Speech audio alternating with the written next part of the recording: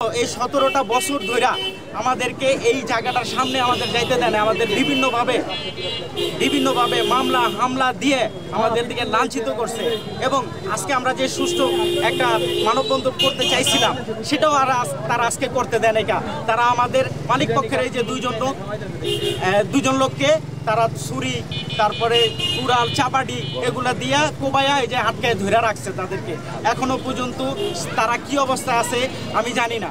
আপনারা সব কিছু সঠিক এবং তদন্ত করে তারপরে আমাদের পক্ষে একটা রায় দিন। আমরা কিন্তু এখন বর্তমানে টোটালি নিরুপায় অবস্থায় আছি। আচ্ছা, ঘটনাটা কি ঘটেছিল সেটা একটু বলেন।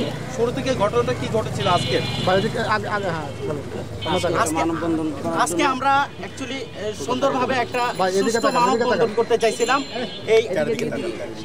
এই আওয়ামী লীগের বিরুদ্ধে।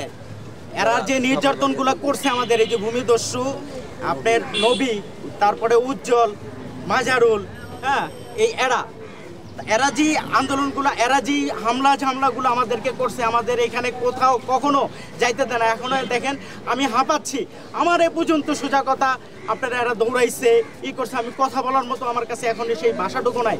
তারা কতটুকু শক্তি এখনো পর্যন্ত দেখাইতেছে।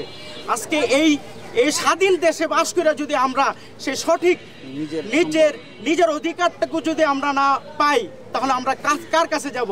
সেজন্য আজকে দেখেন এই মানববন্ধনটা আপনাদের সবার সম্মুখে আমাদের পিছনে ব্যানার থাকতো, সেই ব্যানারটুকু দেখাই আপনাদের সাথে আমি এই অনুষ্ঠানটা আমি করতে চাইছিলাম, কিন্তু সেটা করা হইলো না। আজকে তারা কি করছে, ঝামলা কইরা, এবং কি সাংবাদিক ভাই আপনারাও আছেন, আপনারা সবাই অবগত যে আপনারা সহ দৌড় দিয়ে আসতে হয়েছে। আজকে দেখেন তাদের কতটুকু ক্ষমতা এখনো প্রয়োগ করে এই দেশের ভিতরে। আচ্ছা, মূলত এইটা ঘটনাটা কি নিয়ে? এই যে আপনার আমাদের টোটাল জায়গা হলো 23% জায়গা। ওনারা দাবি করতেছে যে ওনাদের জায়গা আছে, অথচ এই দলিলগুলা সম্পূর্ণ ভুয়া এবং সম্পূর্ণ দোয়াগুলো হলো এদের কোনো নাই, খারাপ দলিল। এক কথায় বলা চলে যে এটা খারাপ দলিল। নাম পরিচয়টা বলুন। আমার নাম আলামিন, আমি এই জমির একজন মালিক।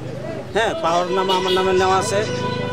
ওনারা আপনার এই থানাতে অভিযোগ করছে, যেই দাগ নিয়ে অভিযোগ করছে এই দাগ হইলো আমাদের নামে নামজারি করা আছে, কিন্তু তারা এই আওয়ামী লীগের পাওয়ার বা যে কোনো পাওয়ার খাটায় এই দাগে আমাদের জমি আমাদের নামে আমাদের মামলা করছে। এই যে মামলার কপি হলো এটা, ঠিক আছে? তো বিষয় হলো আমরা মানে আমাদের সঠিক মানে ন্যায্য যে অধিকারটা আমরা ঊর্ধ্বতম বা আমরা প্রশাসনের কাছে দাবি জানাই যে আমাদের কাগজপত্র দেখে, উভয় পক্ষের কাগজপত্র দেখে যদি তারা মানে যেটা সঠিক মনে করে তারা যেন ওই সিদ্ধান্তটাই নেয়। কারণ হলো আমরা ন্যায্য ন্যায্য দাবি আদায়ের জন্য আমরা ঊর্ধ্বতম প্রশাসনের কাছে দাবি চাইতেছি।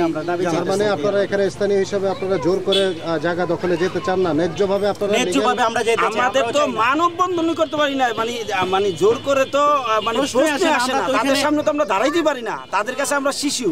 আচ্ছা, আপনারা তো আইনের আশ্রয় নিয়েছিলেন, উভয় পক্ষে দুটা মামলা চলতেছে। হ্যাঁ, এখন মামলা কি অবস্থানে আছে?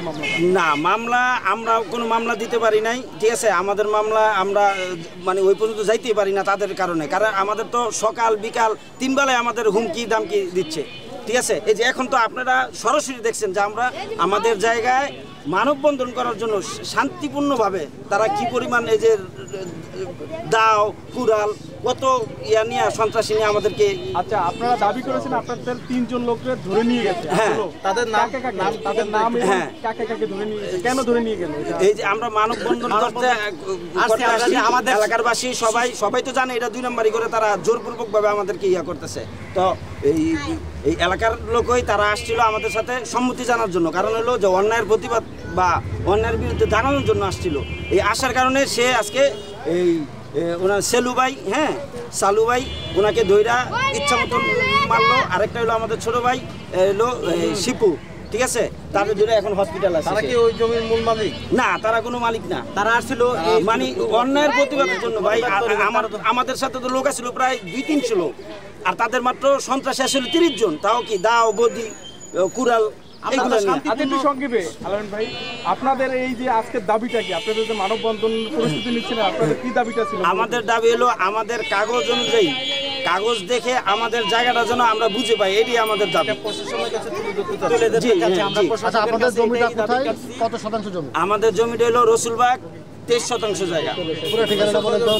মোজা বলেন। মোজা নন্দীপাড়া, আচ্ছা মোজা নন্দীপাড়া, রসুলবাগ নন্দীপাড়া 74 নং ওয়ার্ড, হ্যাঁ, 23% জায়গা।